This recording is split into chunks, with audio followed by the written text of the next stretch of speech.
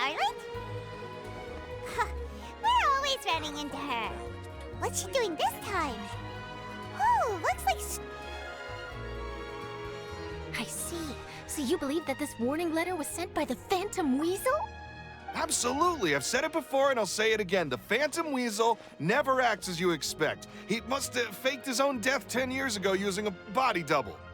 Now that he's back, I'm sure the guards who worked on his case back in the day are in for a headache, but however this turns out in the end, the one thing it won't be is boring.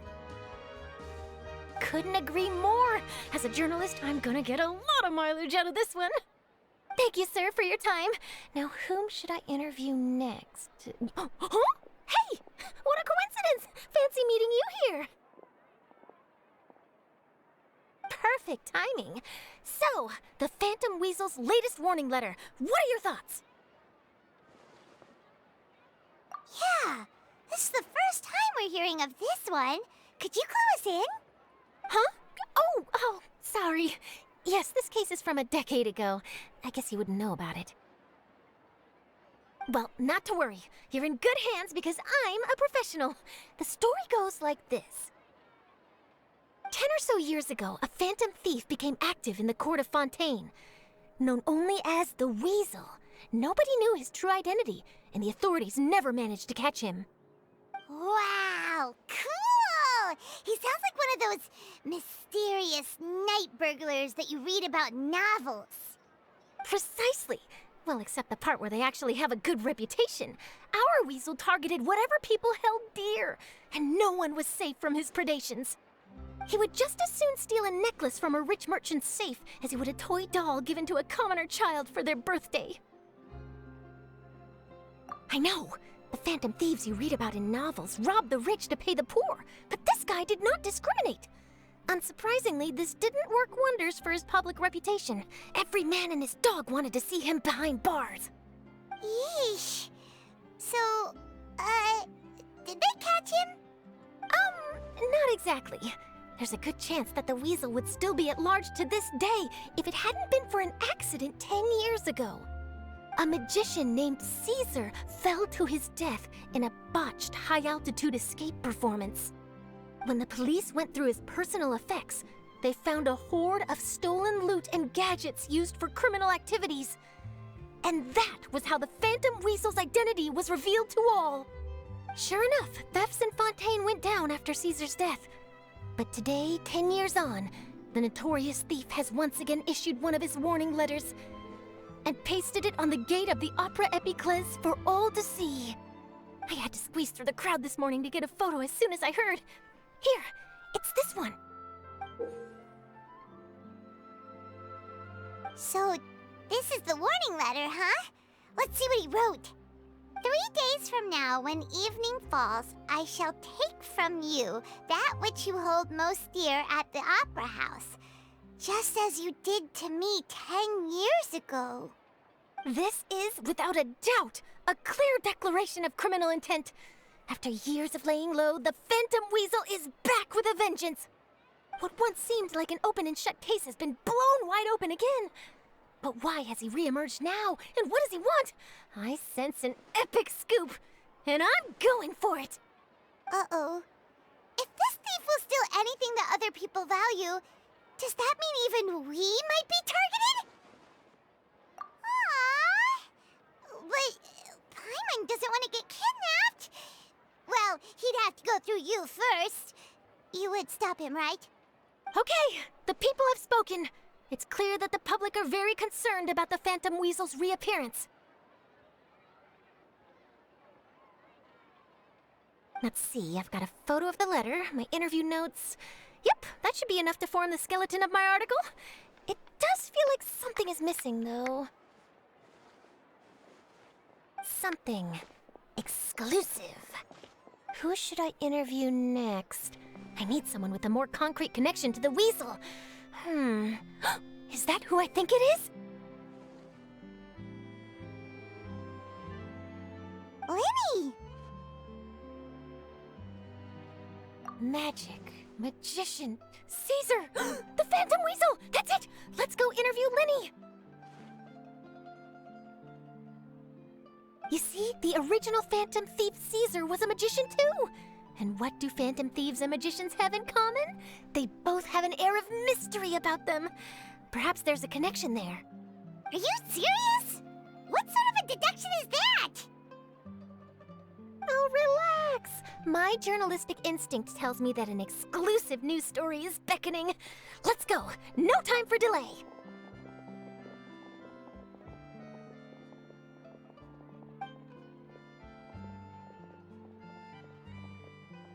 Wow, Mr. Magician! How did you know which card I picked? Oh, it's simple. Come closer and I'll let you in on my secret. Magicians have a special skill called telepathy, which means we can read other people's minds. Really? Then, what am I thinking now? Well, first you need to relax, because I can see that you're clenching your fist in your mind, as if to say, no, I mustn't let him guess it. Aww. And now you're getting a little flustered. You're trying to find a way to empty your mind, to think of nothing at all. But the more you try to hide a secret, the easier it'll come out. You snuck out from home today, didn't you? You told your family a little lie so you could come out and play. Now, that's not a good habit. You can tell? Oh boy, you really can read my mind. Of course. Oh, and that's the end of my performance. You should really be heading home. Remember to apologize to your family, all right? They must be worried about you. All right, got it. Bye, Mr. Magician.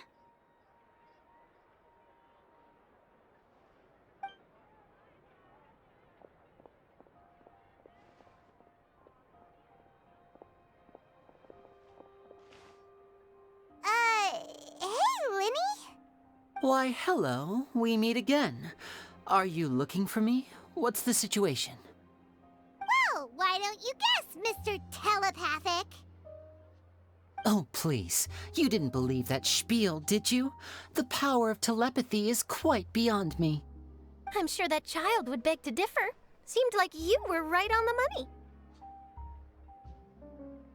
That was nothing more than a little trickery. I made an educated guess based on his micro-expressions. That, plus the fact that he was the only kid here without his parents, and he looked as guilty as sin. He made it easy for me. You guys, on the other hand, let me guess. Don't tell me you're here for the Phantom Weasel, are you? Wow, got it in one! Is this more of your trickery at work? Wait, really? No trickery this time. It was pure luck. His warning letter's been the talk of the town, so I figured that maybe you were asking around about that. Bingo! I plan on writing a column reporting on the latest news about the Phantom Weasel. So, Linny, what are your thoughts on this infamous thief's reappearance? To be honest, it makes me angry. Angry? Why? You read his letter, right? The Phantom Weasel claims he's planning something in 3 nights' time at the Opera House. That's the night I'll be performing there. Huh. What are the chances? Wait a minute, you don't think he's after you, do you? Well, if he is, then his warning is clearly a direct challenge to me personally. And if he's not, then it's still going to be a huge headache for me. The mere mention of the Weasel's name is enough to scare people off. So once the contents of that letter get out, barely anyone will be showing up to watch my show. But I've been preparing for this for a long time. I'm not about to let him ruin my big day. This leaves me with only one choice. I have to expose the Phantom Weasel's identity before the show begins. Really? So what you're saying is, we might get to see a live duel between a famous magician and an infamous thief? Wow, this has exclusive written all over it. To be honest, I'm not sure if I'll emerge the victor. The Phantom Weasel is a notorious crook, infamous for his inscrutable methods. far too modest, Linny. I think your magic tricks are even more inscrutable than those of a thief. Thanks for the compliment, though I have to say I don't care much for the comparison. A lot of people liken magicians to thieves because we both have the ability to make things disappear without the person noticing. But there's an important difference that these people overlook. Allow me to demonstrate with a quick magic trick. Here, I have a flower, just an ordinary flower that was picked not long ago. Watch it carefully now. 3, 2, 1. It's gone! That's the question. Where did it go? Therein lies the difference between us. Thieves make precious things disappear, but only magicians make them reappear. If I could now invite you all to check your clothes, there might be a surprise in there somewhere.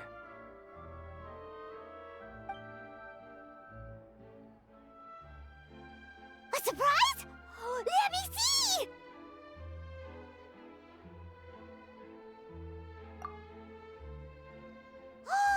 It's right there! But how? You haven't moved this whole time! What an outstanding trick!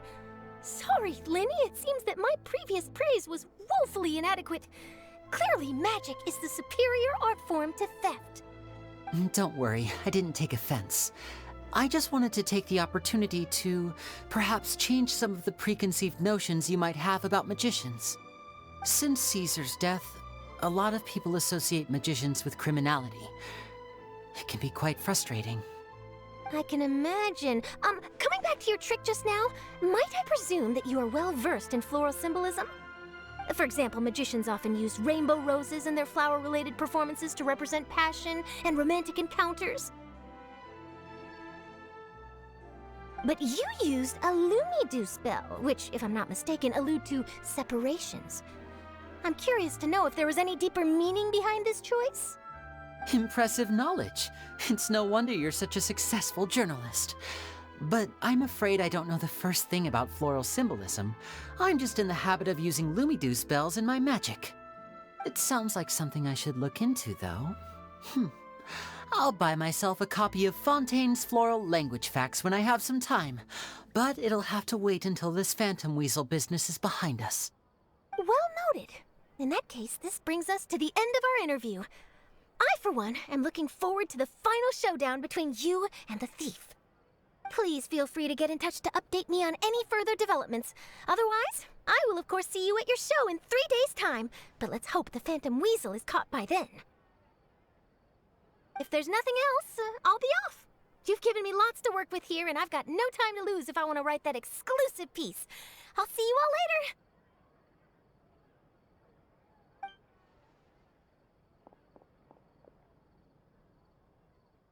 So, Lenny, are you gonna tell us how you did that flower trick now?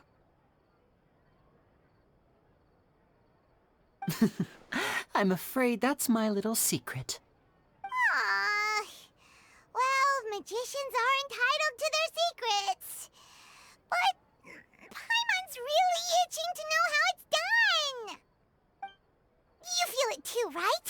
So itchy. Not so itchy then, huh? Well, since you're so concerned, how would you like to serve as my temporary magician's assistants and help me investigate? Magician's assistants? Oh, that sounds fun! Assistants are technically magicians too! Also, it'll bring us one step closer to figuring out how that darn trick is done! Shall we go for it? The first thing we need to look into is who Caesar really was. If he truly was the Phantom Weasel, that means that the weasel is dead, and whoever wrote this warning letter is just a copycat criminal. But if he wasn't the weasel? Well, that'll make things more interesting. It would mean that the weasel lives, and he's been laying low all this time in some corner of Fontaine. And if we're investigating Caesar, his fiancée Gemma is a good place to start. Word is that she visits the cemetery often, so I asked Lynette to wait for her there. We should make a move. Let's go and rendezvous with Lynette.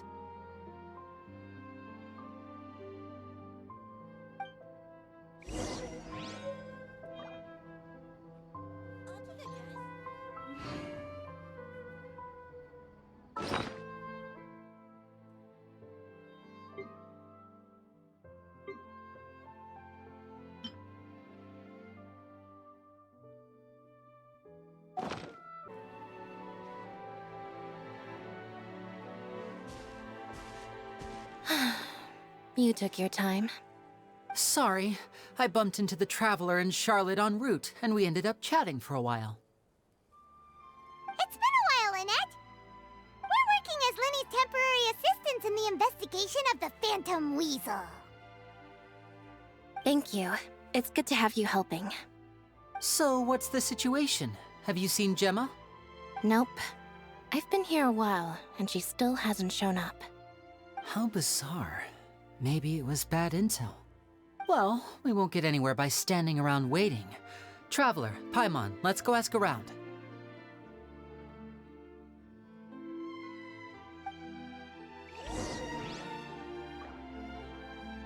I'll wait for you here and see if Gemma shows up.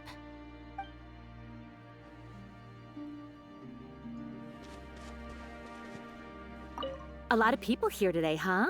When did this cemetery get so popular? Same thoughts here. What's going on?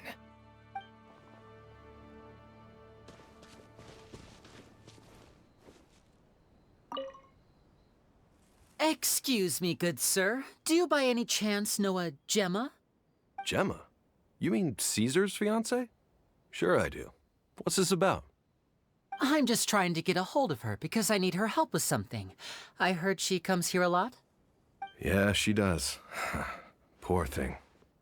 It's no secret why, either. She's heartsick. Ever since Caesar passed away, she's been coming here once every week to clean his grave. Often, she just sits there in front of his headstone, lost in thought. Sometimes she talks to herself. I asked her what she was doing once. She said she wanted to speak to him again. She knows he's gone and can't hear her from the grave, but she just likes to spend time there, telling her fiancé all about how her life is going. And she's been doing this ever since Caesar passed away? Oh, so 10 years. Wow, their love must have been really strong. I'll bet.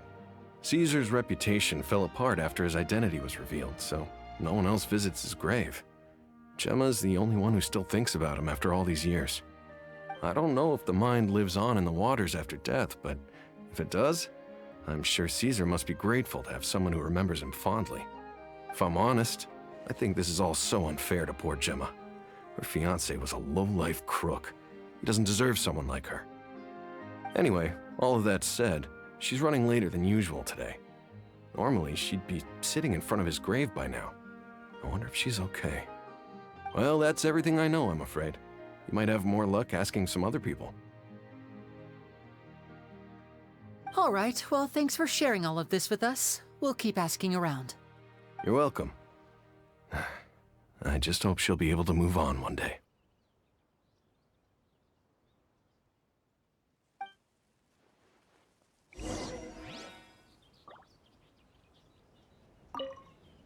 A lot of people find cemeteries bleak and oppressive, but not me. I find the silence gives me a sense of peace, and something about being in the presence of the dead and buried sort of puts all of life's woes in perspective.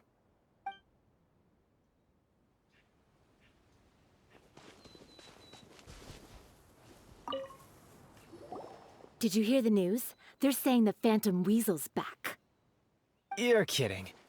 Wait, isn't he dead? I don't know anymore. All sorts of news flying around nowadays. I can never tell what's true and what isn't. But what if, just hypothetically, I mean, what if this weasel's the real deal and Caesar was framed? Called it. Seriously, 10 years ago, on the day it all went down, I said to myself, you know what? This guy's been set up. The Caesar I knew was a good guy. He gave balloons to children on the street, for Pete's sake. What, are we supposed to believe that he was a balloon thief or something? Give me a break. Oh, please. Weren't you the one cursing his name to high heaven when the police announced the news? You were all, that gosh darn lousy son of a, you think you know a guy, or words to that effect. Wait, did I say that? I don't seem to recall. Hello there. Sorry for disturbing you, but I couldn't help but notice you were discussing the Phantom Weasel. We're actually quite interested in this topic as well, but we're struggling to get to the bottom of it. Do you think you could spare a moment to tell us a little bit about Caesar? You've come to the right people. Yep, I was there. Back when Caesar used to perform magic tricks on the street. He was a great magician. The best trick I ever saw him do was pop a transparent balloon, only for a whole bunch of doves to fly out from the inside. I was right up close and didn't blink or look away once. But for the life of me, I still don't have the faintest clue how he pulled it off. Really incredible stuff. I saw him perform too. He always used to bring some gifts along for the kids who came to watch his show, and he'd hand them out after he was done. Sometimes he even got the kids to write their wishes down, and then he'd make the items on the wish list appear in his next show. Huh. He doesn't sound like such a bad guy. But after he died, there were also rumors that he used the wish list to find out what was precious to people, with the intent to steal it later. As I'm sure you know, the Phantom Weasel would steal just about anything from anyone. Whatever the case, now that the Weasel is back, Caesar's become a hot topic once more. I bet Gemma must be pleased. If Caesar's name gets cleared, maybe it'll finally give her some solace after all this time. No, speak of the devil. That's her over there. If you've got any more questions about Caesar, she's definitely the one to ask.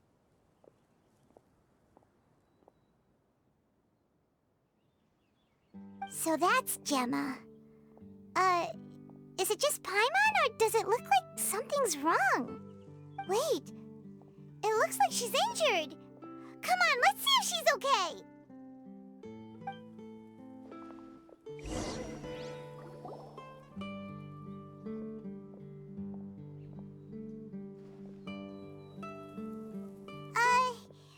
Hi there. You're Gemma, right?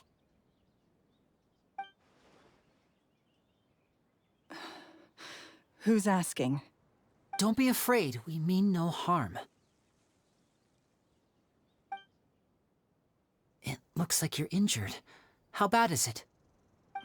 Thanks for your concern, but you didn't answer my question. Who are you, and what do you want with me? My name is Linny, and this is my sister Lynette. My name's Paimon, and this here's the Traveler. We're investigating the Phantom Weasel. The Weasel posted a warning letter this morning.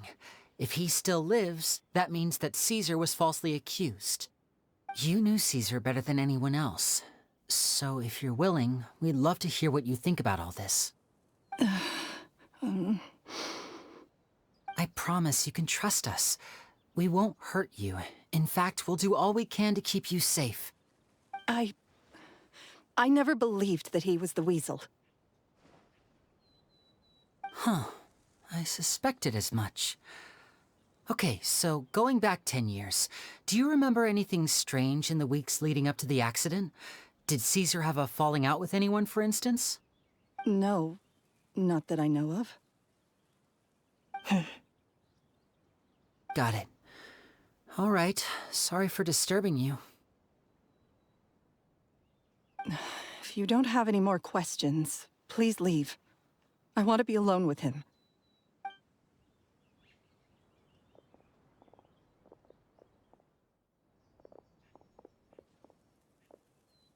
Judging by the look on her face, there's definitely something fishy about her. She's lying. She definitely knows something. That's fair. We're just a bunch of strangers who showed up and started questioning her about things that happened a whole decade ago. It makes sense that she'd be wary around us. In any case, I doubt we'll get any further here, so let's call it a day. Meet me outside Hotel de Boer tomorrow, and then we'll start the next step of our plan.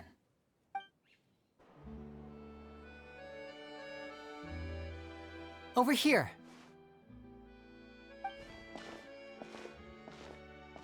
Lynette's not joining us today? I've had her follow Gemma and see if we can make any inroads with her. They should be at a cafe right now. Still, I don't think that Gemma's likely to open up to us.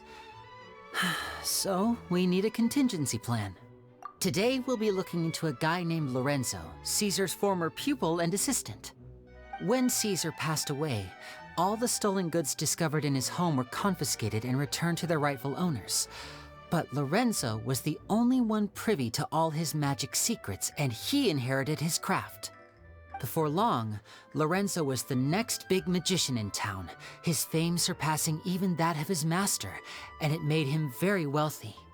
He's since left the magic scene, though, and these days, he's a wealthy businessman with his fingers in a lot of different pies. I had to pull a lot of strings, but I managed to get him to agree to a couple of drinks with me. Be warned, though, I hear he's got a hair-triggered temper. We'd best be careful.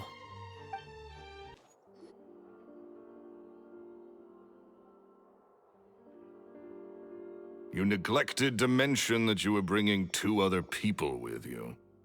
My apologies. These 2 are my assistants.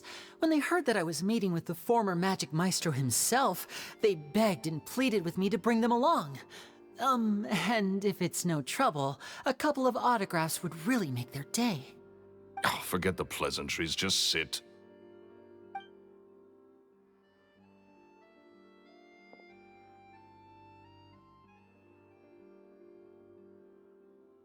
Get a load of this guy. Forget the pleasantries, he says, but he looks pretty happy about Lenny stroking his ego. I only agreed to meet since we're both magicians. Do me a favor and cut to the chase. I have more important things to do than drinking. Much obliged, sir. As it happens, the matter I want to address is also related to magic. Yesterday morning, a warning letter from the Phantom Weasel appeared on the entrance to the Opera House. He claims to be planning something for the same evening that I'm scheduled to do a magic show there. As such, I believe that I may well be his target.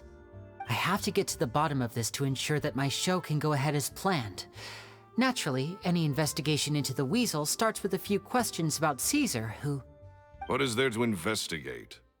Caesar was the Weasel and he's been dead for 10 years. So what if some sick creep thought it'd be funny to write a warning letter? It changes nothing. Are you trying to tell me you actually bought it? Please, sir, no need to get so worked up. I do concede that a copycat is but one possibility. Possibility? It's a fact, Lenny. Look, my patience is limited, so listen carefully while I'm still willing to put up with you. The Weasel is dead. Period. Everyone knows that, so do yourself a favor and quit this investigation. It'll lead you nowhere. Look, if this affects your magic show in any way, I will personally compensate you for any losses. Oh, sir, I'm honored, really. But this isn't about finances for me. My pride as a magician is what's at stake here, Lorenzo. Copycat or not, this person has thrown me the gauntlet, and I must meet their challenge head-on. Your pride? Don't mince words with me, boy. Just tell me, what exactly are you seeking to do? I want to find out the Phantom Weasel's true identity. I have to know for myself what really happened 10 years ago. What would that accomplish? And what do the events of 10 years ago have to do with you, anyway? Look, you of all people should know that a magician never reveals their secrets. And in any case, dead men don't talk. So if you really care about your magician's pride, then you'll forget about Caesar and move on. Uh-oh. This is getting awkward. Lorenzo? Is that? Oh, it is you! I know that big, booming voice anywhere. What's up, my man? Want to grab a drink with me? Another day, I'm busy. Oh, come on. You can't be all business all the time.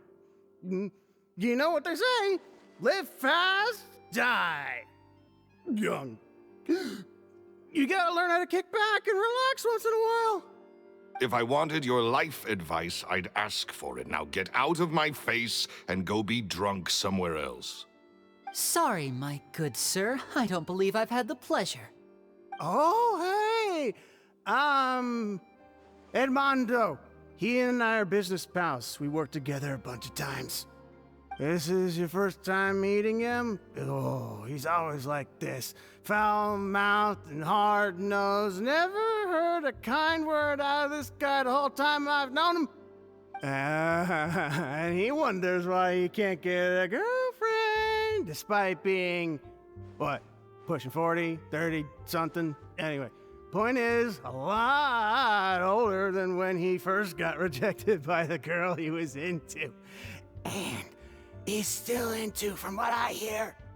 Shut up and get out of my face. Another word out of you and you can forget about doing business with me ever again. Do I make myself clear? Sorry, I may have had a little too much to drink. All right, I'm gonna leave. Don't work too hard.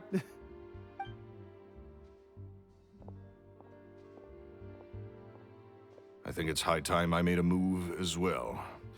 If you really want to investigate this, Linny, be my guest. But if nothing good comes of it, don't say I didn't warn you.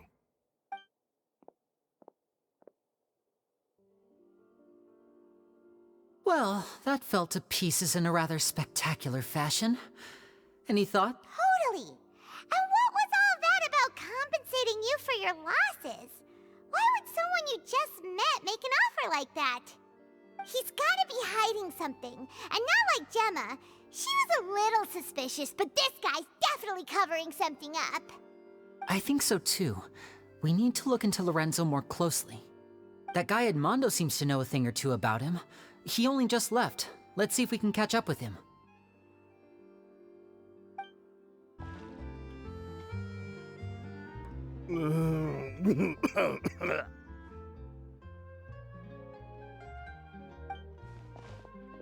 You okay there? Who are you? Oh, it's you guys. Don't worry about me. I must have had one too many. I just need to ride it out. I say way too much back there, didn't I? Yeah, I nearly talked myself into complete financial ruin. Note to self, no more drunken chats when Lorenzo's around.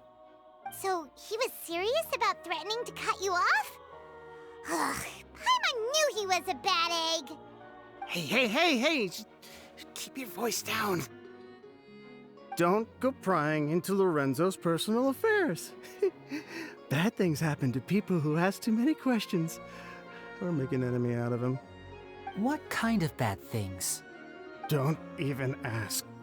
I'm sorry, I'm gonna have to cut this conversation short. I'm not crossing that line again. And take it from me, trouble with Lorenzo is one thing you don't need in your life. You saw him flare up back there. I don't know what you said to him, but clearly it touched a nerve. That's not a good sign.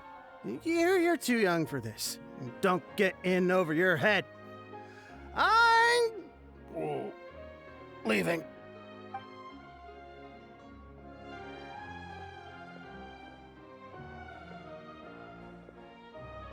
And there he goes. What do we do now, Lenny? Shh! I think we're being watched. Someone was listening in to our whole conversation. Don't say anything and don't look back. Any altercation in the city will attract the guards. We'd better take this elsewhere.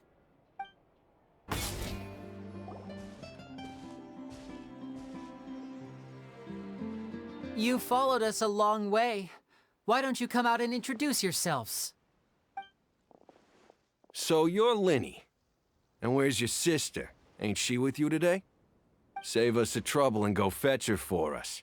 Let's not drag this out. Paimon doesn't like the tone of your voice, mister! Who sent you, huh? Save your questions, missy. You ain't gonna need answers where you're going. Capiche? Looks like we can't avoid this fight. Now, I'm not the strongest fighter, so I hope you're ready to back me up. Don't worry, we got this!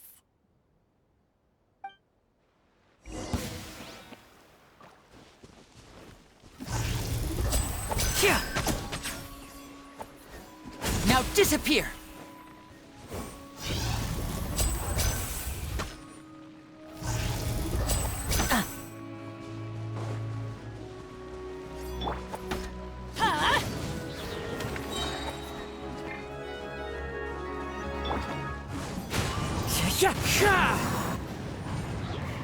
Curses. They're tougher than we thought. Vision wielders are always trouble. Intimidation ain't gonna work like it did on the lady. Come on, let's scram! Hey, wise guys! We ain't through with you yet! Oh, they got away! Did you catch what they said just before they left? Something about intimidating someone else. Sounds like they just wanted to rough us up as a scare tactic, and they've already done it to someone else, but who? You're right. She was injured when we saw her yesterday, and she acted like she had something to hide. Maybe she was too scared to tell us the truth because those guys had threatened her. Well, if that's the case, she should be more willing to open up to us once she learns that those thugs won't be bothering her anymore. Let's head back to the cafe and see if we can get any information from her.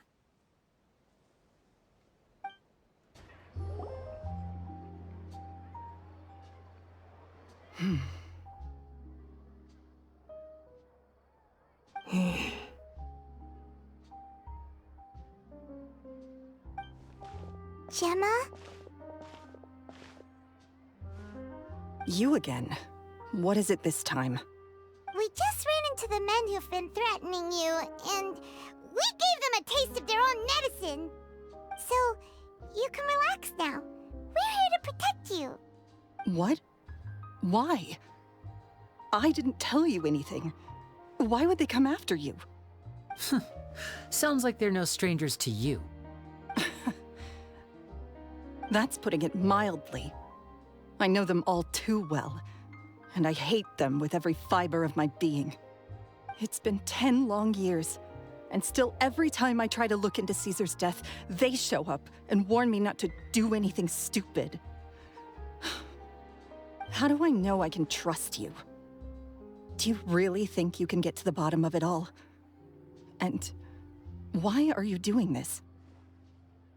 I'm afraid I can't reveal all the details just yet, but I can promise you this. I will expose the Phantom Weasel's true identity. Because you see, this is a personal matter of the utmost importance. I give you my word. Trust me. Okay. How can I help you? I've heard that Caesar used to have a magic workshop where he kept a lot of his personal effects. If possible, I'd like to take a look at them. Do you know where it is? The Fleuve Sonde. But the place was sealed up by the police after his death, and no one's been there since. I also know that the Fleuve Sonde is dangerous territory. Lots of hostile groups lurking around. If you're serious about going there, please be careful. Understood. Lynette, you stay here and take care of Gemma. Don't let her come to harm. Got it. But if I'm staying here, I'm ordering dessert. I mean, bon appetit, but stay sharp too. They're likely to come for you while I'm away. Okay. All right. Power saving mode off. I'll start taking this more seriously now.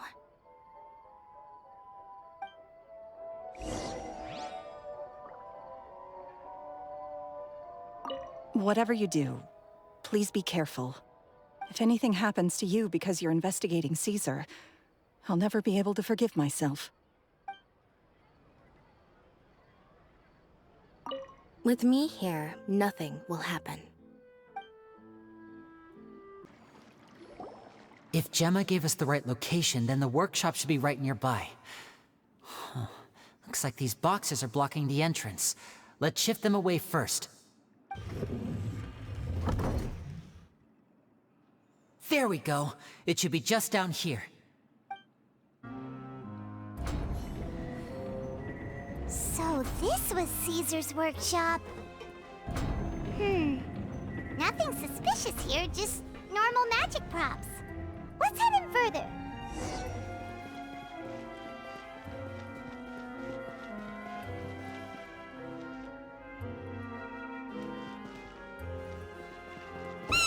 What was that? Oh, is this one of Caesar's gadgets? Guess we must have triggered some sort of device.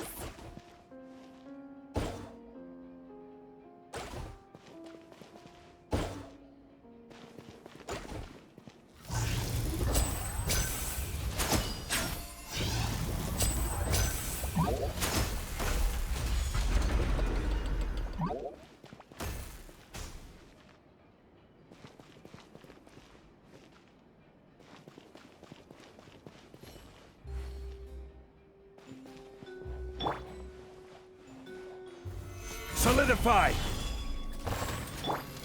Eat this!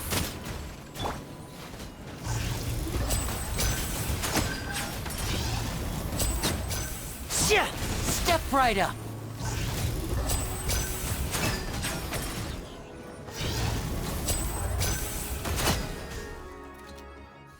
Whoa. Look! The doll in the box is glowing!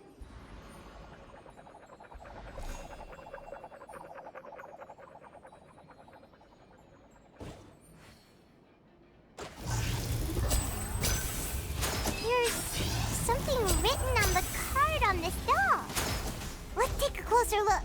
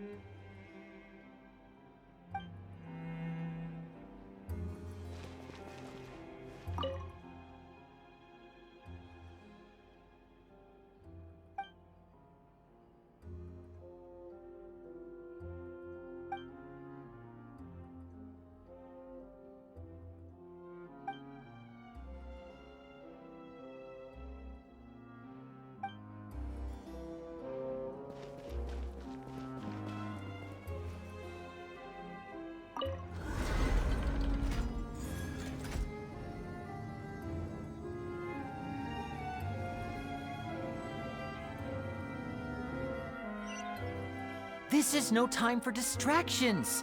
Seriously, you have a great magician standing right here. You don't want to miss the best part, do you? Looks like we've reached the end of this route. Shall we try a different one?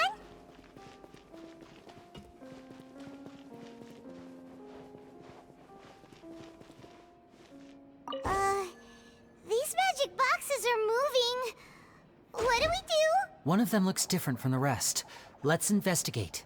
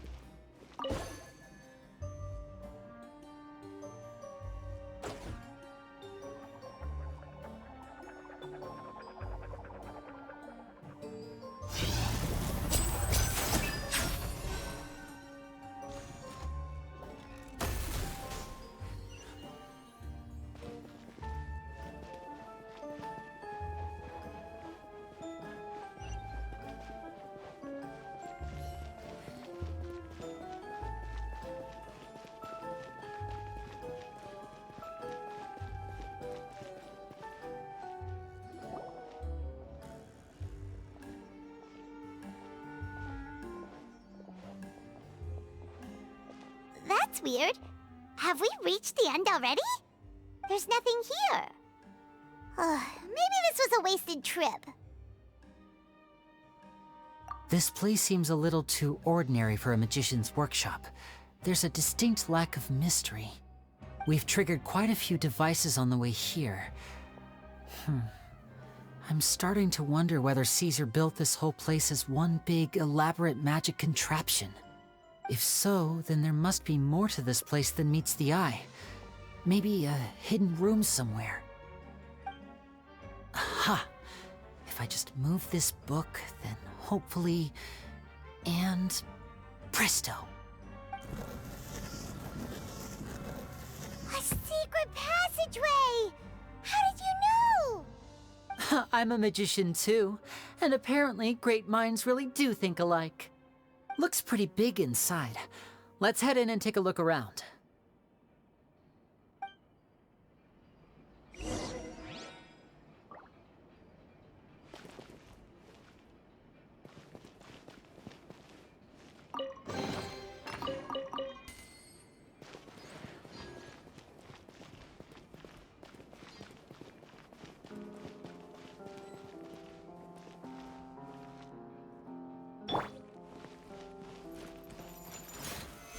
Stabilize! This is order! Boba, get them! Yeah. Yeah. Yeah.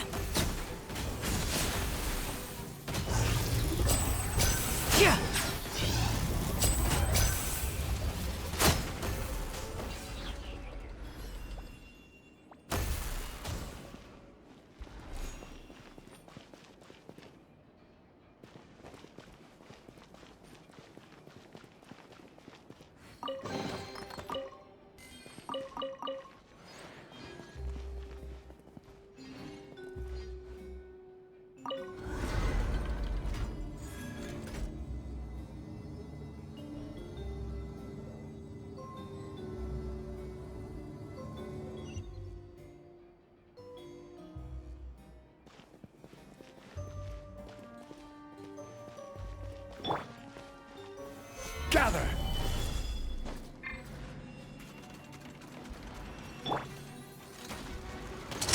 Let's get this show on the road!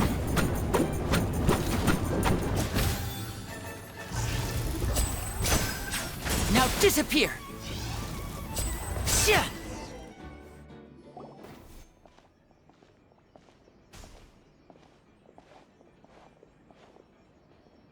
Why have you stopped, Lenny? Is there some device in that box? Huh. It just looks familiar somehow. Let me check this out for a second while you guys go on ahead. If anyone makes a major discovery, let's rendezvous here. All right, see you in a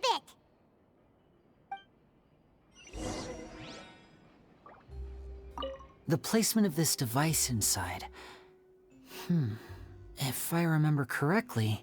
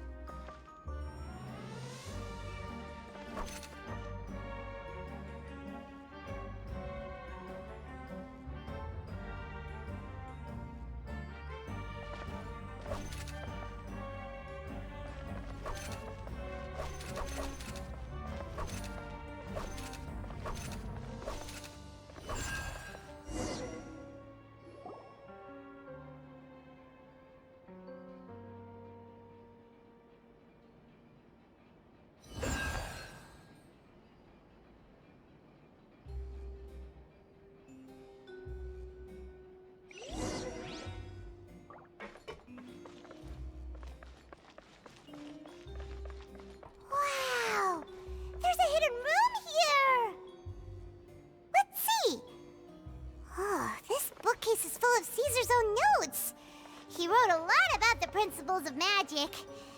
Whew. Much too advanced for Paimon. This book's thick as a brick! Let's take a peek inside it, shall we?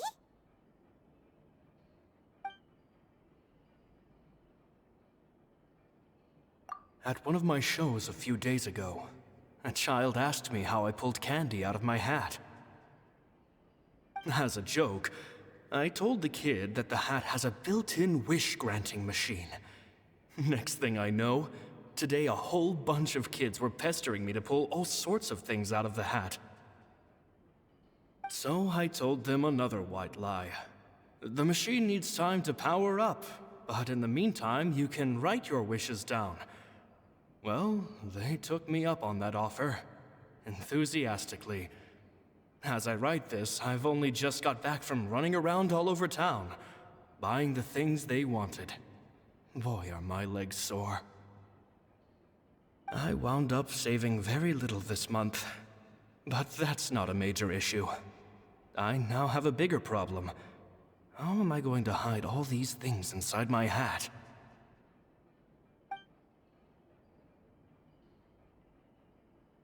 Two children came to talk to me after today's show. I don't know why they were out on their own. They looked much too young to be unsupervised. I do hope they got home safely. Anyway, they said that they wanted me to teach them how to do magic. It's not uncommon for children to ask this, of course, but I've never seen any of them as serious about it as these two. I told them that learning magic is very hard work, but that didn't faze them at all. It's like they already knew. They seemed so committed. I couldn't turn them down.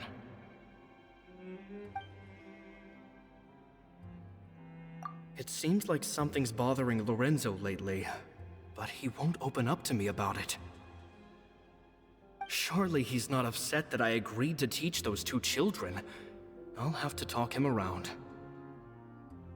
I have a good feeling about those kids. They're naturally talented, and it seems like they're not new to the world of magic. They have all sorts of fantastic ideas. All I'm really doing is helping them develop a more professional standard training plan. They wanted to call me Master, but I told them they absolutely mustn't. Any magician worth their salt could have taught them what I have. They're the geniuses here.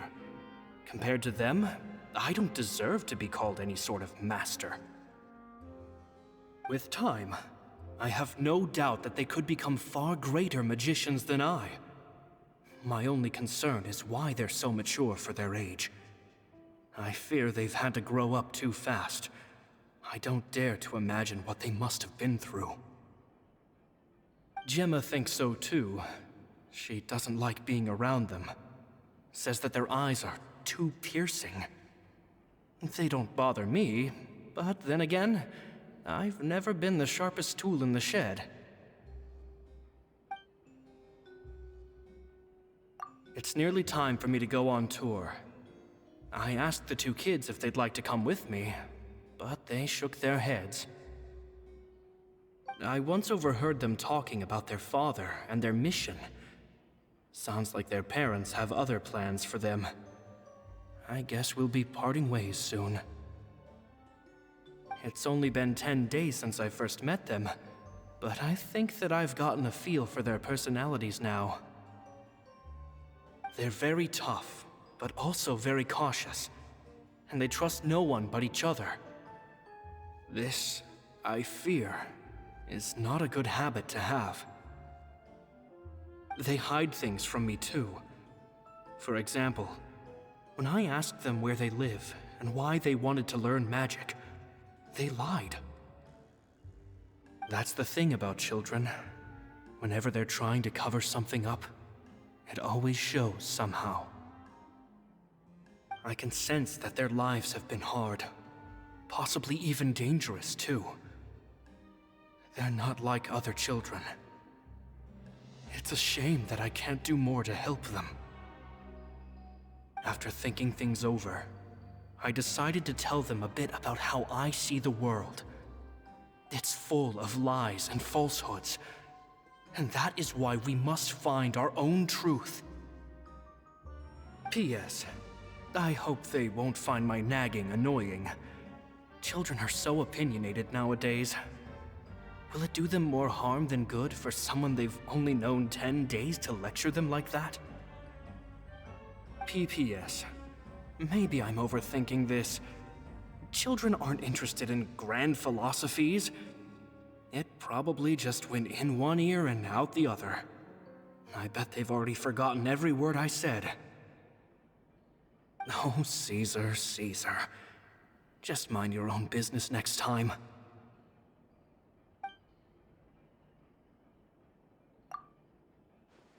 Two magic geniuses with a father and a mission, huh?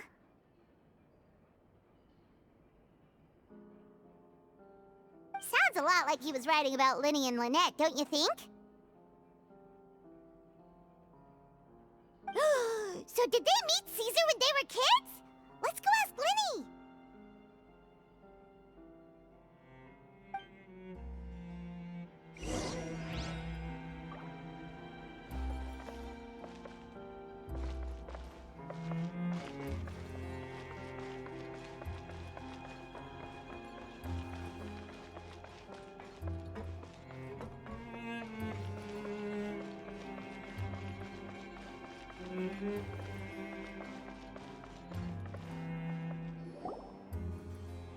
Linny?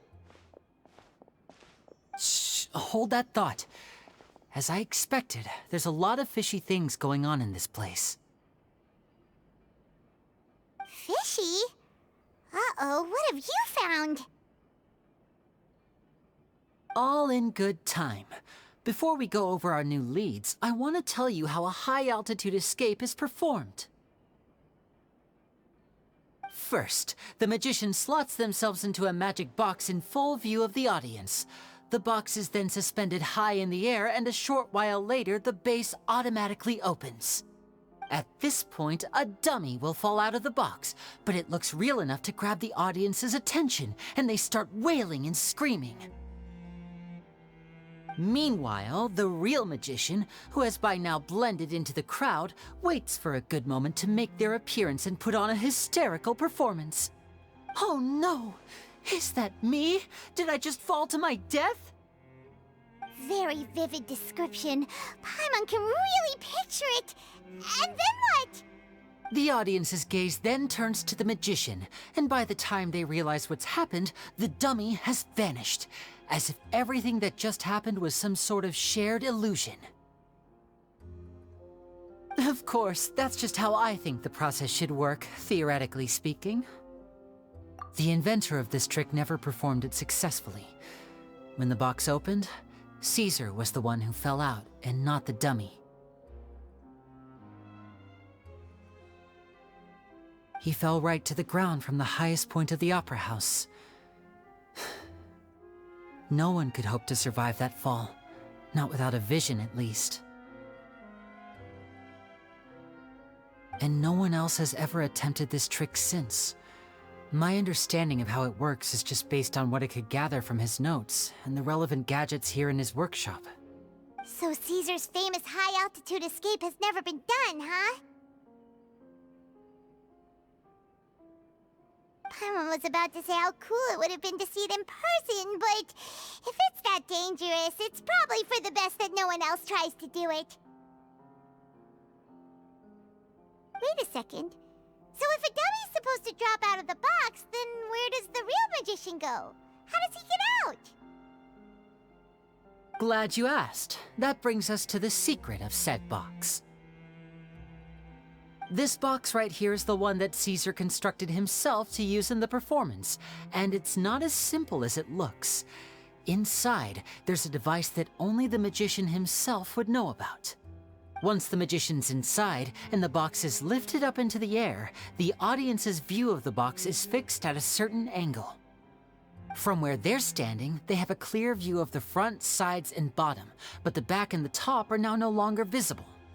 At this point, the magician presses a button inside the box, opening a secret door out of view.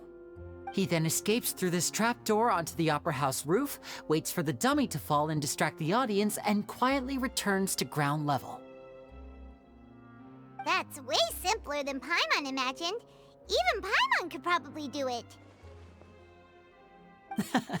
Well, there's a little more to it than that, of course. The hardest part of this trick is controlling the audience's mood and reactions. That takes an exceptional degree of showmanship. There's the falling dummy, the miraculous reappearance, the pompous performing. Maybe the magician would even have themselves tied up before it begins to strengthen the impression that there's no escape. Many days and nights of careful research and painstaking practice would have gone into this, all culminating in a performance just a few minutes long, but one that still manages to transform the shock and grief of a tragic accident to the joy and laughter of a mesmerizing magic trick. Caesar was a highly accomplished magician. But unfortunately, even he didn't manage to pull it off. So, how did it go so wrong?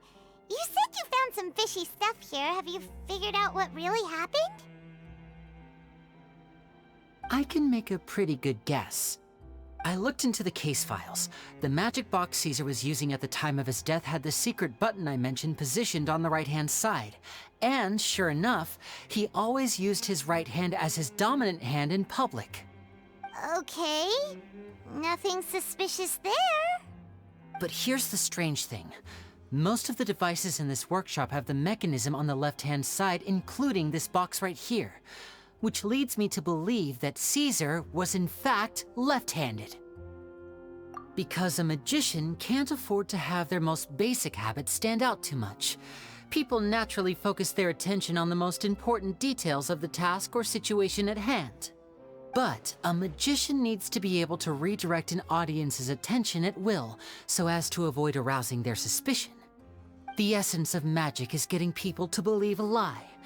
If even the truth raises eyebrows, the falsehoods become all the more difficult to mask. And so, Caesar trained himself to use his right hand to align with his audience's expectations. Great magic always requires sacrifices. But in his most stressful and nerve-wracking moments, and when no one was watching, reflex would kick in and he'd use his left hand. That's why he set his gadgets with the mechanism on his left. Exactly. I think that's likely what happened.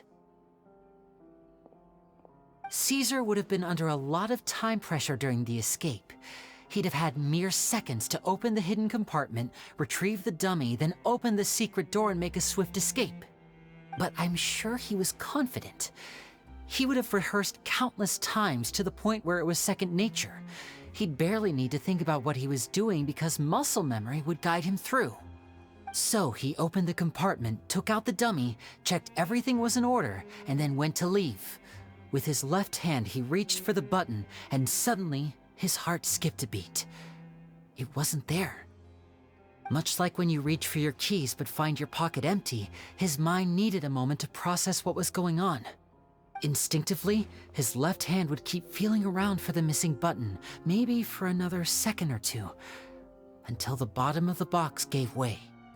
With the stakes being as high as they were, just a 2-second delay cost him everything. The authorities would find nothing suspicious and conclude that his death was due to his own error. When in reality, someone switched the boxes, and they did it to murder him. But how would they be able to make the switch without being noticed? That would be difficult to pull off, no? It would have to have been someone who knew that he was left-handed, and who could move his props around without arousing suspicion.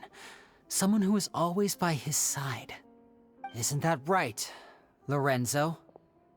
You just couldn't let sleeping dogs lie, could you? There's not a lot of people who'd go to all this trouble for some magician who died 10 years ago. I didn't want to have to do this, you know.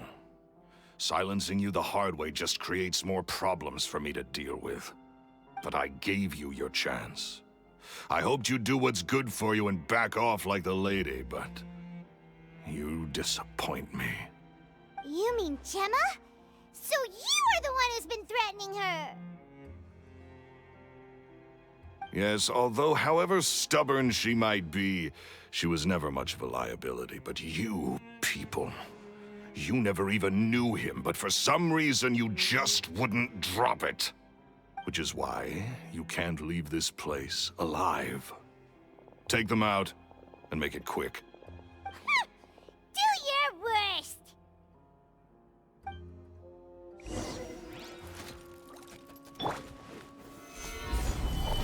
will have order.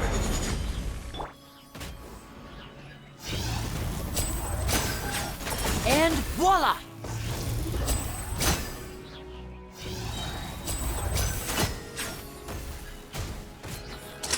A round of applause!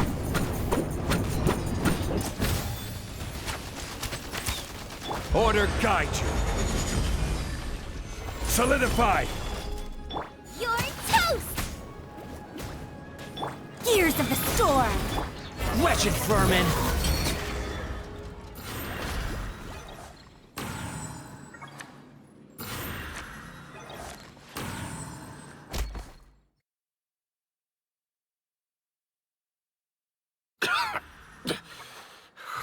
You kids are tougher than you look. Had enough yet, Lorenzo? Your cronies can't help you now. I think it's high time you started talking, and what I'd really like to know is, why did you murder Caesar? If I had a mora for every time you said that man's name. Of course you idolized Caesar, everyone else did. But I was the real genius magician. Me! He was just an amateur who did cheap tricks for gullible children. I was the one who made magic into the fine art it is today. The aristocrats doffed their hats to me! So it was jealousy. Jealousy. Hatred, more like. I hated Caesar. All he cared about was his magic. He lived and breathed it. He poured everything into his street performances and his stupid tours like it was just a hobby to him, never bothering to think about Mora. What sort of fool devotes their life to the art of deception and never has a Mora to show for it? But the people loved him, didn't they? Oh, how they looked up to him. No one gave me a second look. All I ever heard was, "Oh, your master's amazing, isn't he?" Amazing. Yeah, so amazing that he was completely broke. Every other apprentice was living it up at their master's expense, but no, not me. I put in all the work, mastered all the skills, and it brought me nothing more than the life I already had. He forbade me from using magic to trick people out of their Mora. There was nothing he hated more than that. And with his reputation in Fontaine, it was too risky for me to go it alone. As long as he was alive, if I dabbled in my own brand of money-making magic, he would expose me, and it would destroy me. I had to kill him. There was no other way. He had to go. And this was your only motive? It was reason enough. What other motive would I need? Well, I was under the impression that there might have been other factors at play. For instance, maybe you were in love with Gemma, but she was engaged to Caesar. In love with Gemma? Don't be ridiculous. Guess I was wrong about that then. Next question. Are you the Phantom Weasel? I am. Caesar was so strict with me. He insisted that his way was the right way, that the sole purpose of magic was to bring joy to the world. I never bought into any of that. I was more interested in the practical value of magic. Sure enough, it helped me fill my pockets with all kinds of valuable treasures. Oh, yeah! Charlotte told us that the weasel would steal whatever people valued, no matter how much it was worth. That's just how it looked from the outside. What would any thief want with second-rate loot? I've only ever targeted high-value items. I stole cheap things as a way of practicing my craft. It was other people's overactive imaginations that conjured up the preposterous image they then dubbed the Phantom Weasel. So that's the story, huh? Well, I hope you're ready to tell it all over again during your trial.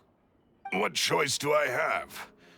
You're a pack of wolves, and you've got me between your jaws. You've seen what's here, and my last-ditch effort to stop it getting out has failed. what else can I do? So be it. I've enjoyed power and wealth for the last 10 years, the likes of which Caesar could never give me. I wouldn't choose for things to end this way, but I regret nothing. Very well. In that case, I'll contact the guards. Traveler, Paimon, keep an eye on Lorenzo for me. I'll meet you just outside the workshop when I'm back.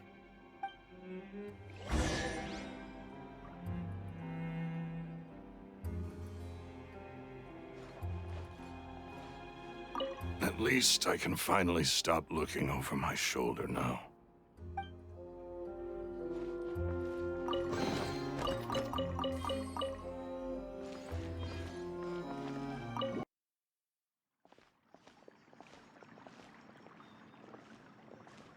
Lily has told me the whole story. Lorenzo, do you confess to the murder of Caesar and to framing him for the Phantom Weasel's crimes? Look who's finally developed a conscience. What kind of disciple murders their own master? I hope it was worth it, because they'll be hell to pay.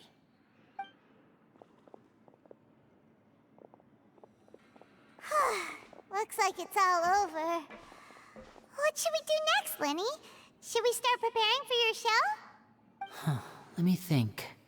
Let's rendezvous with Lynette and Gemma first. With Lorenzo in custody, Gemma will no longer have to fear for her safety. Good point. We should go tell Gemma the good news right away. It'll give her some peace of mind for sure. Ah, you're back. You were so quick. I've only just finished my third dessert. Your third? Lynette, come on, we've talked about this. Everything in moderation. You're not gonna have any room left for dinner now. It's fine. I'll shift to exercise mode and jog off the excess sugar. That's besides the point. Well, it's done now, but try to eat a more balanced diet in the future. Point taken. Did everything go okay? Of course! Lorenzo was no match for us. The guards are taking him into custody as we speak. Gosh, that's amazing. I'm sorry, I still didn't know if I could trust you, but now it seems I can. I had my suspicions about Lorenzo, but I... It's okay, we understand. He did threaten you. Paimon would find it hard to trust strangers in your position, too. But you don't need to be scared anymore. Everything's gonna be okay. Sorry. Sorry. My emotions are all over the place right now. I've been waiting for this day to come for so long. I always wanted to report Lorenzo. He took all of Caesar's property, which I found suspicious, but I had people watching me all the time, so I couldn't risk looking into it. I was so afraid. I was scared he'd do something terrible to me, and then no one would be left to visit Caesar's grave. So I never had the courage to speak out. Thank you all. Truly, thank you so much.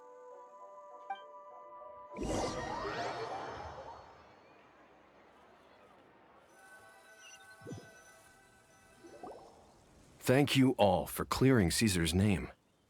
I never would have guessed that Lorenzo was the real Phantom Weasel. He never showed any signs that there were problems between him and Caesar in public. From the outside, it looked like they got along great. And to think that lowlife's been living life to the fullest all this time, while Caesar's name was getting dragged through the mud. It's a travesty. At least his soul can finally rest in peace now, thanks to your efforts.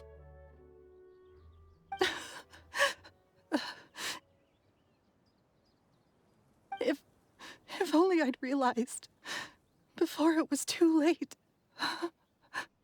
Don't blame yourself, Gemma. This isn't your fault. Yeah, you still have the rest of your life to live. Caesar wouldn't want to see you spending it feeling guilty. Cheer up, Gemma. My brother's doing a magic show at the Opera House tomorrow evening. Would you like to come along? It might raise your spirits. This show will be a special one. We're holding it in Caesar's honor. In Caesar's honor? Really? Oh, thank you. I'll be there. Great. We'll see you tomorrow evening. Traveler, Paimon, don't be late. Don't worry, we'll be there. No way are we gonna miss out on a free magic show. Wait, Paimon feels like we're forgetting something. Oh yeah, Caesar's diary! We never found out if the two kids Caesar taught magic to were Linny and Lynette or not. Linny changed the topic back in the workshop, so we didn't get a chance to bring it up. Oh well, guess we'll just have to ask Linny tomorrow evening.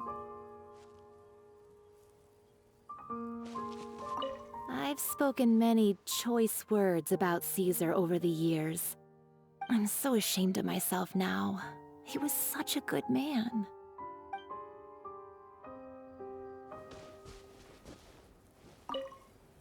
I can't believe Lorenzo was intimidating Gemma all this time.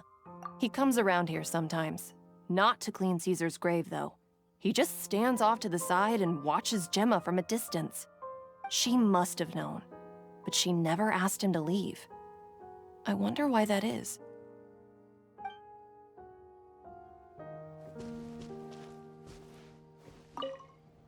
It may take some time, but Caesar's reputation will be restored now that the real culprit has been captured.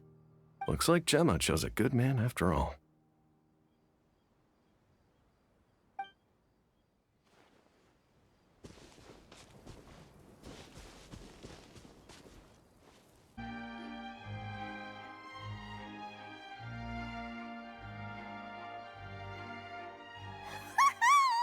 Paimon's excited to see another of Linny's magic shows!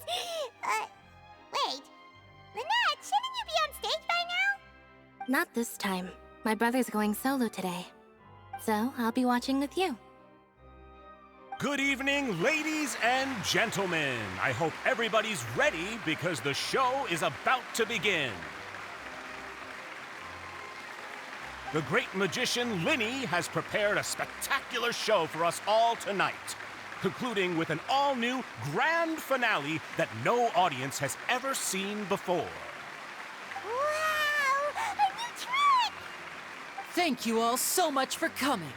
Now, prepare to join me on a journey through the mystical and miraculous.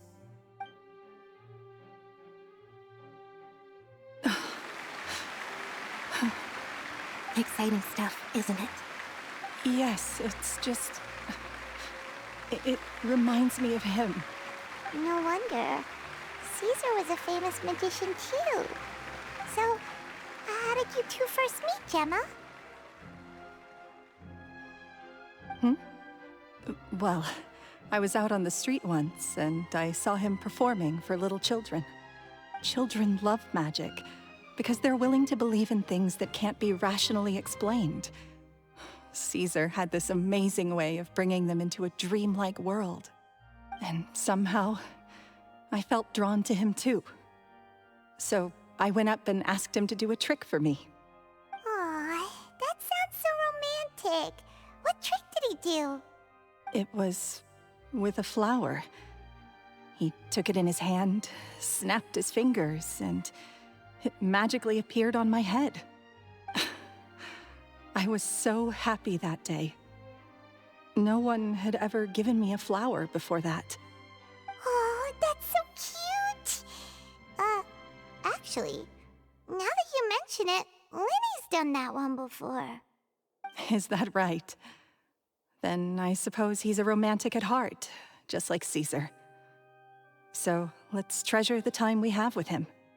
After all, you never know when the people dearest to you might be gone. That's right. It's all over now. Paimon doesn't really know how to comfort you, but at the very least, no one's gonna be intimidating you from now on. You can breathe easy at last, right? Right. Yes, you can breathe easy now, Phantom Weasel.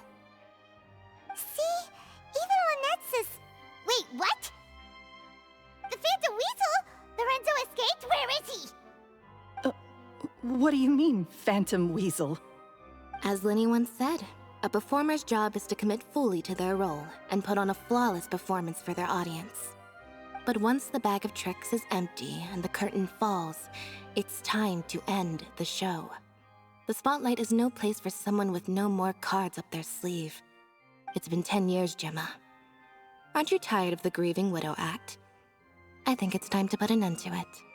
What are you talking about? Paimon doesn't like this riddle.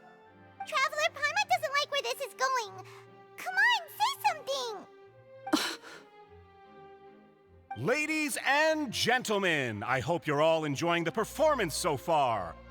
There will now be a brief intermission, after which Linny will perform the most electrifying act of tonight's show, the one we've all been waiting for. The final performance will take place outside of the Opera House, so please make your way outside in a calm and orderly fashion. The Phantom Weasel never did like public places, did they? Don't worry, this place will be quiet soon. Let's talk somewhere else for now.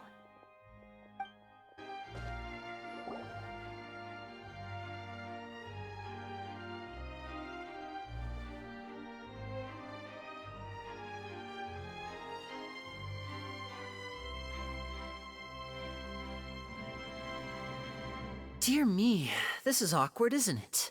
And unfortunately, I'm all out of gadgets, so I'm afraid I can't do any tricks to liven up the mood.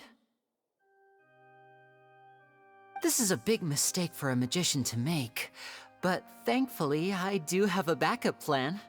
Now, who wants to hear a story? Linny? Don't we have more important things to address right now? Lynette accused Gemma of being the real Phantom Weasel a moment ago. Oh, what the heck's going on? All in good time. Magicians are good at guessing what people are thinking. I know the questions you want to ask. And as it happens, the story I'm about to tell might answer a few of them. Really?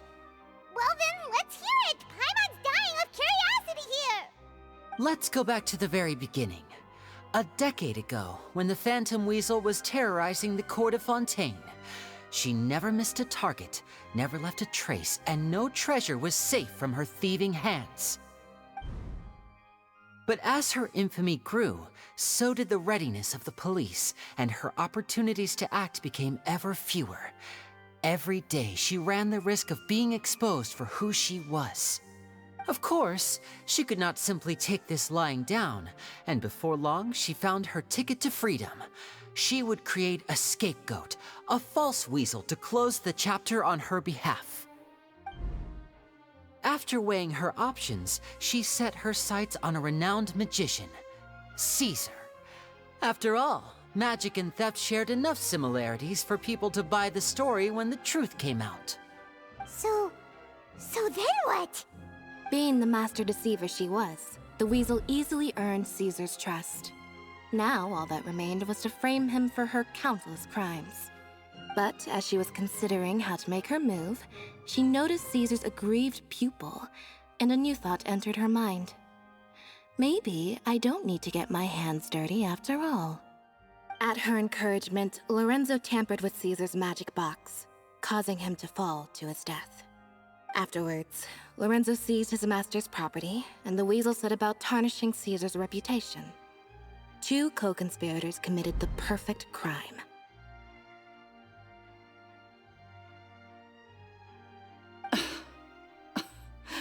I've got to hand it to you. You're both exceptional storytellers.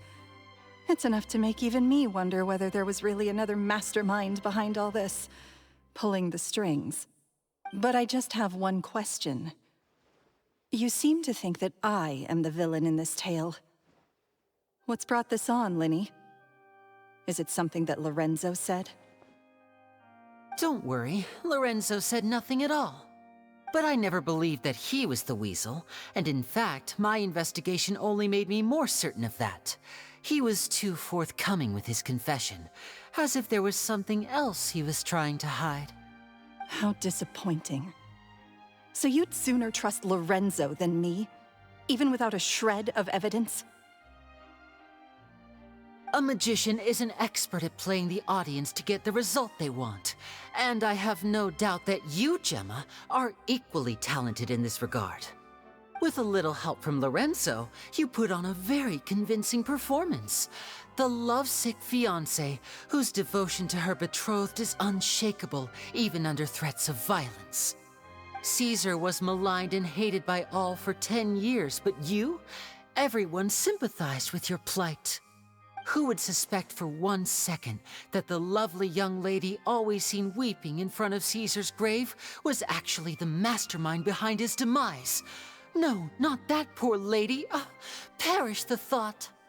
Wait, so you mean the whole intimidation thing was just a hoax? Gemma and Lorenzo were both in on it? But why would Lorenzo agree to that? And why didn't he sell her out even at the end instead of admitting to being the weasel himself? Yes, why indeed? Maybe Gemma herself could enlighten us on that question. Well, Linny, if you're so confident in your version of events, then I think the answer should be obvious. Having killed Caesar with his own hands, Lorenzo was plagued by overwhelming guilt. Revealing the Phantom Weasel's true identity would serve no purpose. But if the Weasel remained free, then she could take care of Lorenzo's loved ones. An excellent answer, though sadly a little dull. Is that right? Well, don't let me bore you. If you'd care to change the topic to something more interesting, I'd be much obliged. As a matter of fact, there's one thing I'd really like to understand. Why would the real Weasel have targeted things that only have value to other people? Could you shed any light on that? Of course. After all, we're just telling stories here, aren't we? If I had to guess, I would say that the real Weasel must have had a terrible childhood. Left to fend for herself after her parents died young. Betrayed, scorned, beaten. She'd scrounge waste paper from garbage bins to draw on, using twigs and dirt for lack of ink and pen. She'd sew ugly rag dolls from whatever scrap material she could get her hands on. This was her only source of happiness in life. But it was all she needed, and she was content. Until the world decided that even this was too good for her. Once again, she was betrayed. And this time, everything was taken from her. She felt like life was a miry pit that dragged her further down the more she struggled to escape. At that tender age, she should have been happy. Instead, she stood in the shadows and watched with envy as all good things in the world passed her by. This was a fate too cruel for anyone to bear. Her pain became a breeding ground for dark thoughts. Thoughts which festered and grew into a twisted solution to her troubles. I detest the happiness of others, in all its forms alike. I will rob them of everything they hold to be good and true, and it will fill the void in my soul. That's some pretty heavy stuff. Now it all makes sense. Does this story satisfy you, Linny? Yes, it is quite to my tastes. Thank you for helping to clear up my confusion. Huh. That's right. What drove you to write that letter, Gemma? What were you trying to achieve there? Because without that, none of this would have ever come to light. She didn't write the letter. After 10 long years, I'd hoped that the Phantom Weasel would be consigned to the history books by now. But it seems like someone still wasn't ready to let her finally be at peace. Linny. Or should I call you the Phantom Copycat now? You were the one who posted that letter outside the Opera House. But why?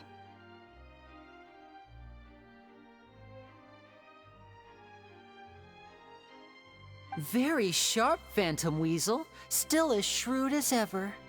Well, no need for me to be coy about it. Our goal was to clear Caesar's name. The most straightforward way to change the public's impression of Caesar was to force the weasel to show themselves. That's it? You had no other agenda? Of course we did. We made it quite clear in the letter, I believe. I shall take from you that which you hold most dear, just as you did to me 10 years ago. 10 years ago? You mean Caesar's death? You met him? Wait. Oh, I get it. You were those two obnoxious kids. It's been so long, and you're all grown up now. I didn't recognize you. He taught you magic back then, didn't he? For what, 10 days or something? And you went to all this trouble. Why? Because you feel like you still owe him something? We remember all our debts, however great or small. 10 years ago, Caesar's reputation was torn to shreds, and his legacy was thrown out. 10 years on, and no one cares what the truth is anymore. But we did not forget, and so we came to find you. And? What exactly did you take from me? I'm still standing, as you can see. Lorenzo has admitted to everything. I'm free. Free? Do you really think so?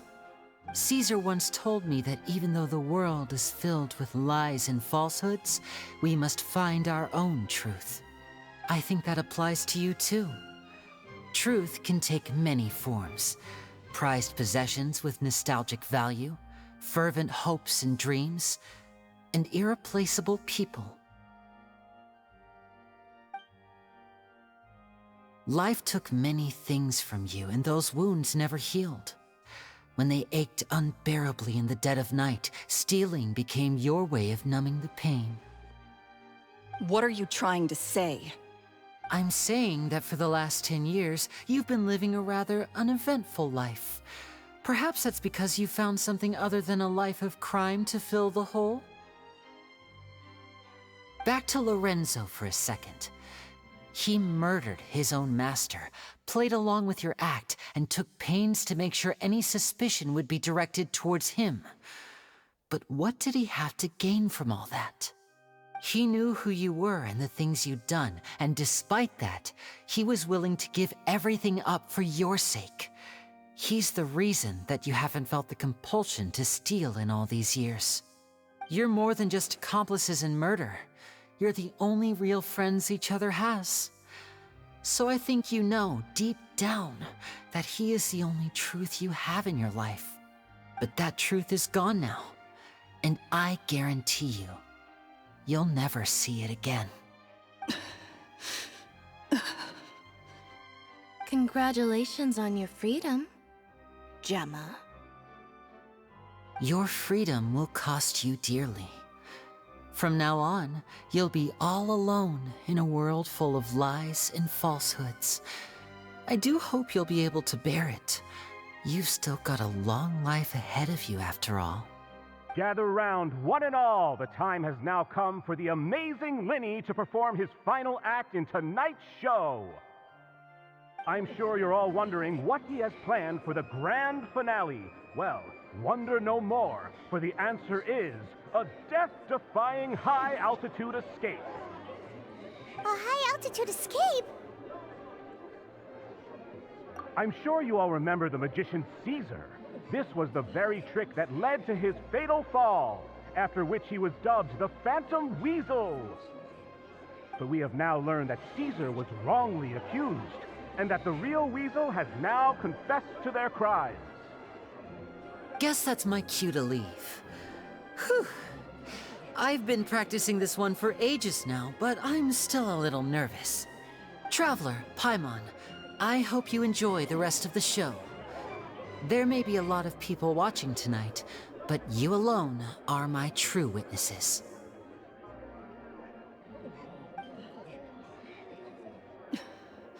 Lenny, wait. You two hid a lot from Caesar. He went to his grave without ever knowing your secrets. So what about now? Are you an open book? Or are you still the same as ever?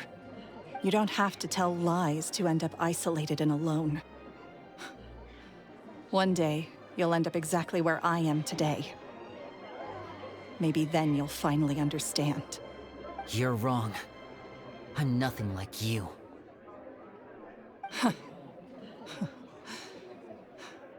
So, what are we, doing now? Like Linny said, when you're ready, let's head outside and watch the show. But what about Gemma? She'll figure out what's best for her soon enough. Oh, and if you'd like to see Linny after the show, you know where he'll be. The usual haunt. All right. Well, let's go and watch Lenny's finale then. This trick's a pretty dangerous one, but he should be able to pull it off, right?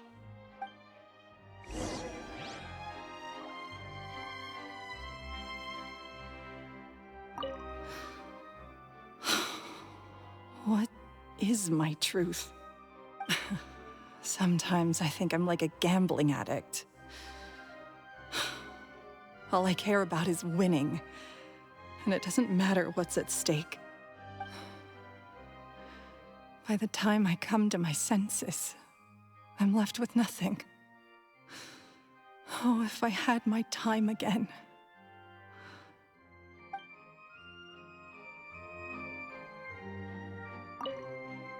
Magicians are not like thieves.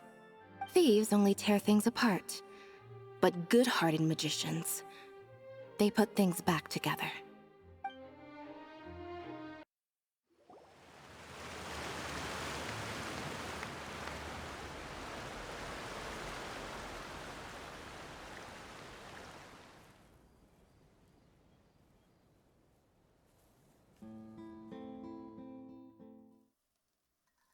Magic should be mysterious, surprising, and defy logic. Magic is hard work. Every single movement has to be practiced thousands of times. It's alright. We're used to that.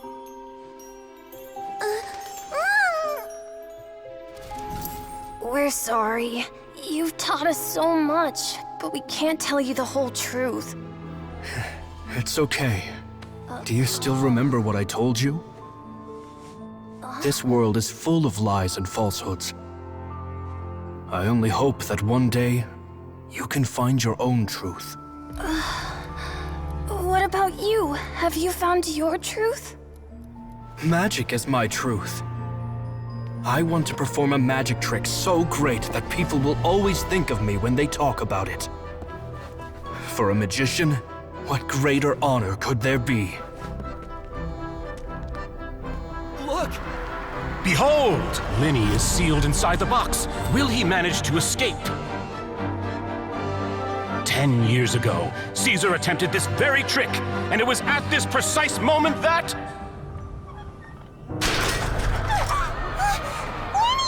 Watch out!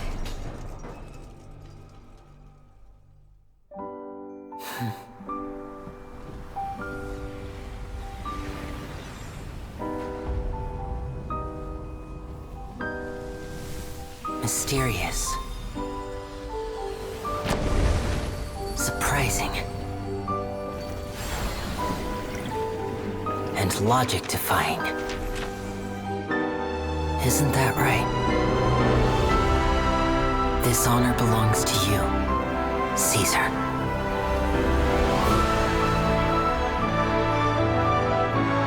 I'm just sorry it's a little late.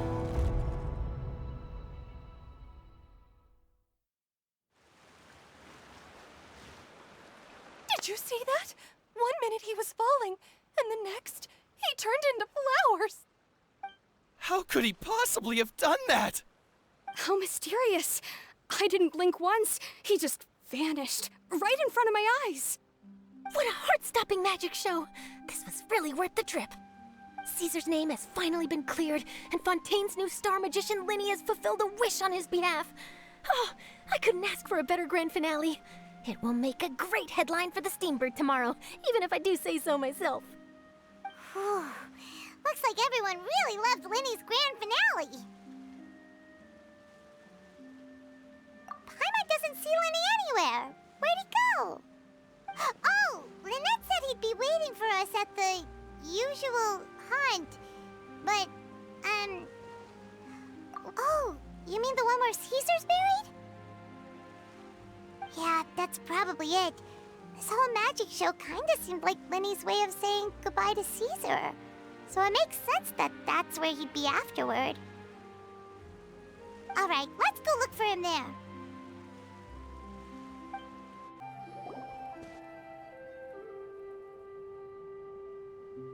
Linny! There you are. Are you alright? Paimon was scared to death when the chain broke. Paimon was sure something had gone horribly wrong. Magic is a performance art. A magician has to get creative to keep the audience on tenterhooks. That's our job. So I tweaked Caesar's original setup a little to keep it fresh. I was honestly a little nervous during the live performance. The thought of falling, suddenly feeling weightless, seeing the sky and the ground spinning and spinning. Sometimes, I can't help but wonder what Caesar thought in those final moments. Did he regret taking Gemma and Lorenzo on? Or did he believe that it was his own slip-up right until the end? You know, Paimon's been wanting to ask you about something ever since we were in Caesar's workshop. You learned magic from Caesar once, didn't you? When was that? After I joined the House of the Hearth. To be honest, Lynette and I had an agenda when we approached him. I told you about my past before, remember? As a young boy, I survived by secretly learning magic from street performers. I'd watch their tricks and try to figure out how they were done. But I quickly realized that observation alone could only get me so far.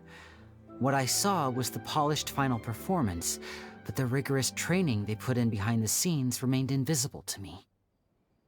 I needed to learn how to improve my sleight of hand, hone my misdirection skills, and make niftier props. We were gifted enough that we'd made some progress by ourselves, but without proper guidance from a professional magician, we quickly plateaued. So that's why you sought Caesar out? Yes.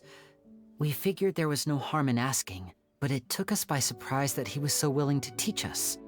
In all, we only spent 10 short days together, but he was very good to us.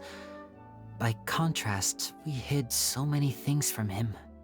For instance, when he asked why I wanted to learn magic, I answered, "It's my passion." But in truth, there was already a lot more to the story by then. After being taken in by an aristocrat for our magic talent, then betrayed soon after, this was no longer about me doing what I loved. What amazed me was how the lie escaped my lips even as I was hesitating over whether to tell him the truth. Trust is a beautiful thing. Sadly, I'd forgotten how to trust by then. Linny. Still worried about the way I feel? You really are a gentle soul, aren't you? But don't worry, I'm used to it now. From the mansions of the elite to the House of the Hearth, lies and selfishness have followed me and Lynette everywhere we go. After Caesar went on tour, we became busy with our missions. The next we heard of him was that he'd fallen to his death, and was now declared to be the Phantom Weasel. That night, I remembered his smile. But as I lay there, I didn't know what to say to him. To keep secrets is to put up walls. The longer you keep them up, the less you let people in. Then, one day, you look around and realize your life is like an empty auditorium after a show, full of seats once occupied by all the people who left. But I guess that's the price we have to pay. You only realize how much someone really meant to you when you lose them completely. That's why I was so confident this would hurt Gemma. Because I felt it for myself. Yeah, cheer up, Linny. had to say our fair share of goodbyes during our journey, too.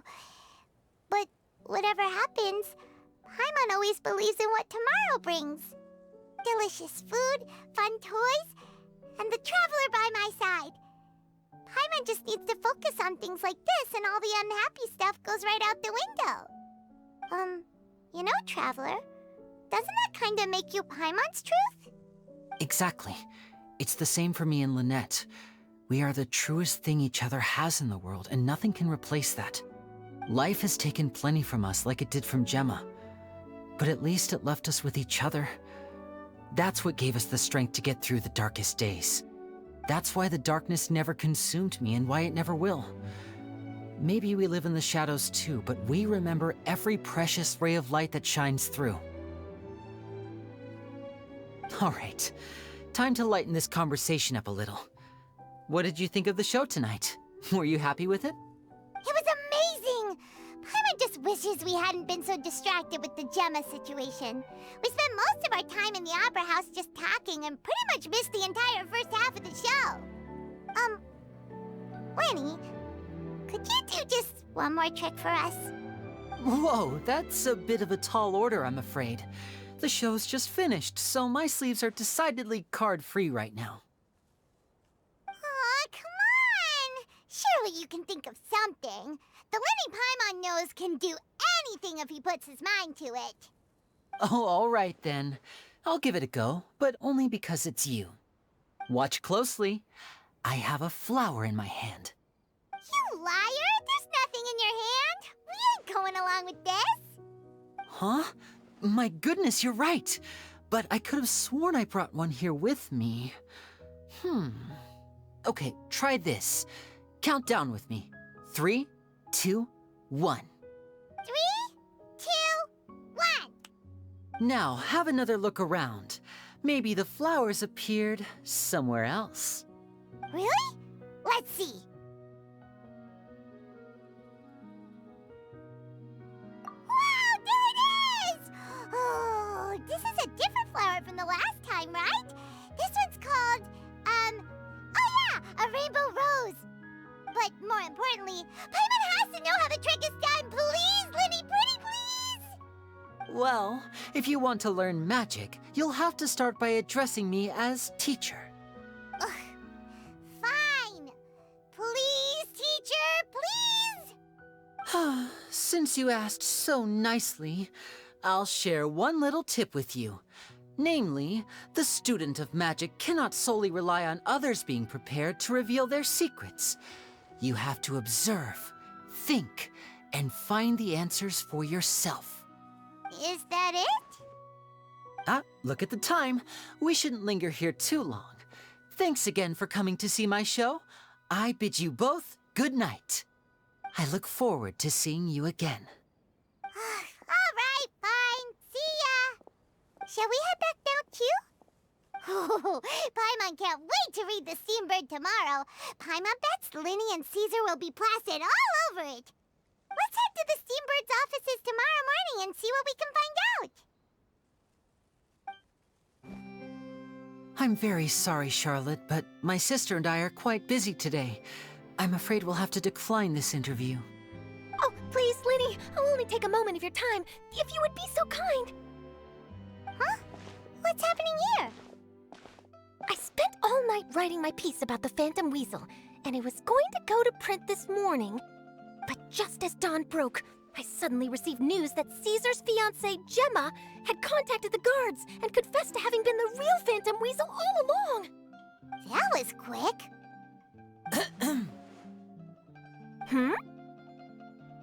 Too late, bro. That was quick, you say? It sounds like I've got some catching up to do. Please, fill me in. Whoops. Aha! My instincts did not lead me astray. You do have something to hide. Gemma turning herself in must have something to do with Linny's performance last night. Maybe watching my high-altitude escape trick reminded her of a better time with Caesar, and she could no longer ignore the voice of her conscience. Huh. Okay, then. Wait, no, there must be more to it. If that's all it took for her to have a change of heart, how did it take her 10 whole years? Well...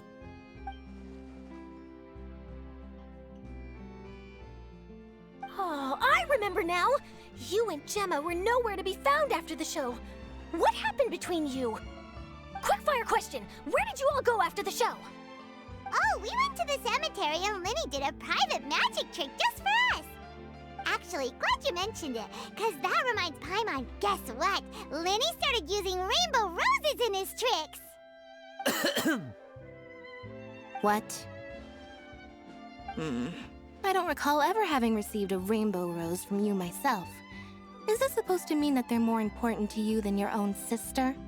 No, I just, What the... What now? Oh, did Paimon say something wrong again? This is getting pretty awkward. What do we do, Traveler? Seems like this interview wasn't meant to be. Well, never mind. There's always next time. Forgive my persistence, but when there's explosive news waiting to be found, I can't turn away. The news about Gemma has already made waves, and I'll stop at nothing to get to the bottom of it all. Apparently, one of the things she said to the guards was that her final wish is to see Lorenzo one last time. There's clearly a web of complicated relationships there. Can't blame me for being curious. All right, I guess I'll leave you to continue the rest of your conversation in peace. Bye for now.